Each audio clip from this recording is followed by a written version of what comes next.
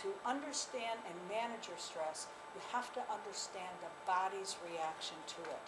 So I want to just take a couple of minutes to explain how this works within us.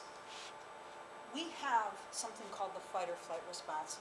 You're probably all familiar with that. You've heard that somewhere along the way. The thing about fight or flight, it's a primordial response. As you've heard, our brain is developed over time.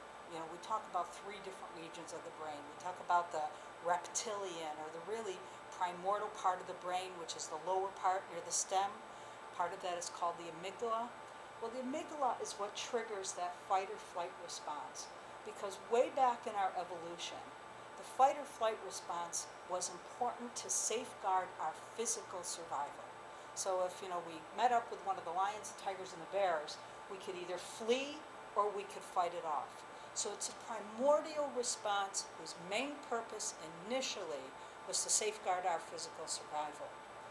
But as we have evolved, there are other things that become threats to us. We call these the perceived threats. That's when we have to deal with other people, when we have the bills that are stacking up. All those other things that don't really relate to an actual physical threat to you, but it's something that affects us and threatens us internally. That fight or flight response doesn't differentiate. It's going to trigger regardless if it's somebody coming at you with a gun or a pile of bills sitting at home waiting for you and figure out how in God's name am I going to deal with them. So to really get this, I want you to understand how it works, because this is really your first line of defense. Our body, when we are in a healthy state, is in what we call homeostasis. A term we all learned back in grammar school somewhere in science. Homeostasis is when the body is in balance. Think of it as a set of scales. What operates that fight or flight response is something called the autonomic nervous system. And it's what we know as a reciprocal system, which means one part of it goes up, the other goes down, it goes back and forth like this. So when that fight or flight response triggers, that autonomic nervous system triggers, and the sympathetic part has certain things it does to the body, automatic, you have no control over it.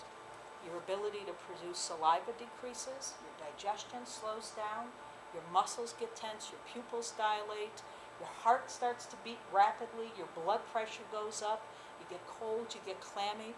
All of these things happen in the body automatically.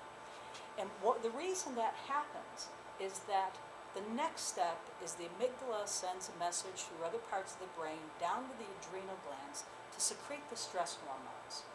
Now, the first stress hormone that usually comes out, especially if it's something that's immediate, you're in your car and somebody cuts in front of you and you have that reaction, you are releasing adrenaline in the body. It's what helps you do it really quick. If you're playing a sport in that competing phase, anytime we're competing in something, it's the adrenaline rush that we get. Working up against the deadline, that's the adrenaline rush. And those things shut down and slow down or speed up in the body so that that stress hormone can go through our bloodstream unimpeded and help us either fight, flee, deal with what we have to deal with. Adrenaline is what we call a positive stress hormone. It helps us very quickly, and it metabolizes very quickly in the bloodstream.